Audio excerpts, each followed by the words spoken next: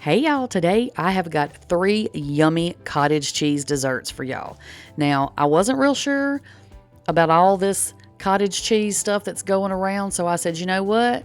I'm taking one for the team. I'm going to try them out and I'm going to let y'all know how they are. So that's what we're doing this week. All cottage cheese stuff, y'all. Okay, so see my cup has its, little measurements on there. So if you see that, don't see me using a measuring cup, that's why. So the first one we're going to make is the cheesecake. So what you're going to need is 16 ounces of cottage cheese, and mine are like the 24-ounce containers, so that's why I'm not dumping just the whole container in there. So you're going to need 16 ounces cottage cheese, and we're going to get that in your blender cup. You can use a food processor. You can use a blender if that's what you have. Use whatever you have. So, but I have this little mixer cup, and it's plenty big enough for what we're doing. So we're going to just blend this up, and we're just trying to get the lumps out of the cottage cheese. Now, I don't mind the texture of cottage cheese, but I think a lot of people do. But this way, you get like all the protein and everything that you can get from cottage cheese, and you don't have to deal with the textures if you have a texture issue. So go ahead, mix it until it's nice and smooth. And then we're going to go ahead and dump this in a bowl so we can add all of our other yummy stuff to it. So we're going to dump our cottage cheese right into our bowl, like I said. And you see it's a little bit thin. Don't worry about that because we're going to put this in the refrigerator.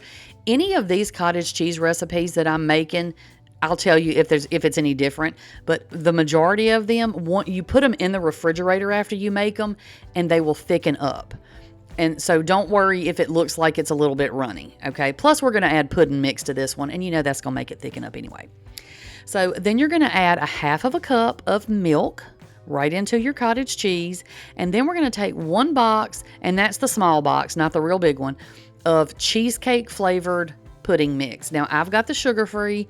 You can use whatever kind you have or whatever kind you want. I know a lot of people don't like sugar-free stuff, but if you're, kind of watching what you eat, or maybe you do keto or something like that, I think you can do that use that with keto. But anyway, you can use either one and it'll work just fine. So whatever your dietary preference is, it'll work. You can use it. Okay. So we're going to mix that up really, really good to make sure all of our, powder, all of our pudding mix is mixed in there. And then we're going to pop that over into the refrigerator till it thickens up, maybe an hour or so. And y'all, this is what it looks like. I added a little bit of cherry pie filling and some graham crackers on top. Tastes exactly like cheesecake. It was definitely a winner. Okay, recipe number 2. We are going to make some chocolate chip cookie dough. So, everybody likes to eat cookie dough, but, who wants to just eat straight cookie dough? Well, we all do. Let's be honest, we all do. But this way, it's a little bit healthier version, okay? So you're going to take a cup of cottage cheese, a tablespoon of whatever kind of maple syrup you have. I had the Great Value sugar-free, so that's what I used, and a tablespoon of vanilla. Now, you can use regular maple syrup. You can use, like pancake syrup, or you can use like real maple syrup if you're fancy and you have the expensive stuff. Use whatever you have. Any of it will work just fine. So we're going to let that blend up, okay? We'll get it all nice and smooth. So for the other part of this, what you're going to need is 1 cup of almond flour and then 1 scoop of vanilla protein powder. Now, you can use whatever kind you want. This is not my favorite, but it's what I had, so it's what I used. But make sure that you do like the flavor of the protein powder because obviously with a whole scoop in this small batch, you're going to taste the protein powder. It doesn't taste proteiny, like that protein aftertaste, but you'll taste the flavor of the protein powder, if that makes any sense. So go ahead and just mix up your almond flour and your protein powder. And then you're going to go ahead and just dump your cottage cheese mixture right over into your bowl. And then make sure you get that good and mixed up. And again, don't worry if you feel like the mixture looks a little bit too wet, because you can always add just a touch more almond flour if it's super, super thin. But otherwise, we're going to put this in the refrigerator like all the others, and it's going to thicken up. So the last thing we're going to add is just a handful of chocolate chips. I probably used 1/4 cup. The one thing I would do different though is I think I would use mini chocolate chips next time. But also just of note in this, if you've never eaten almond flour, it does have a little bit of texture, sort of a grainy kind of texture. The taste is fantastic, but just know that there may be a texture thing if you are somebody who has issues with texture. Okay, last recipe I have for y'all today is going to be some black cherry fluff. So you're going to need 16 ounces of cottage cheese.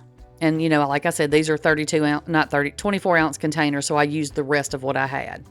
And then you're going to need just a small box of sugar-free black cherry Jell-O. Not pudding, but just the Jell-O mix. So you're going to sprinkle that right on top. Now, we're not blending this cottage cheese up. I think you can if you want to, if you really have a issue with texture. But because we're adding other things into this, I didn't feel like you even noticed the texture of the cottage cheese, if that makes sense, because we're putting like chunks of pineapple in. So it almost feels like you're biting into a little piece of pineapple, not necessarily cottage cheese. Now, look, I know this does not look appetizing, y'all. It looks like brains, a bad science experiment, or something going on with Halloween. But I promise you, trust the process, every one of these turned out fantastic. So what you need is a can of pineapple. You're going to want either the tidbits or maybe even the crushed. I think if I make it again, which I will, I'm going to use the crushed pineapple and see how that goes. But drain it real, real well. Okay, and like I said, y'all, I already know y'all are looking at this going, this looks disgusting. But it's not. Y'all, I promise it's not. This was my favorite of all three of them. I'm telling you, trust me. If you've never trusted me on anything else, trust me on this. So once you get your pineapple mixed in, we're going to go ahead and add in 1 8-ounce container of Cool Whip.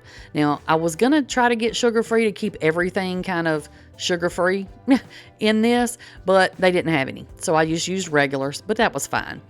So you're just going to kind of fold this in until all of your Cool Whip is nice and mixed in with your other mixture. But see how it's getting like a light pink and it looks real fluffy? Y'all, I am telling you, this stuff was a hit. It is fantastic. You've got to, if you don't make anything else, you have to make this fluff. It is so dang good. It's fluffy like cotton candy. I'm telling you.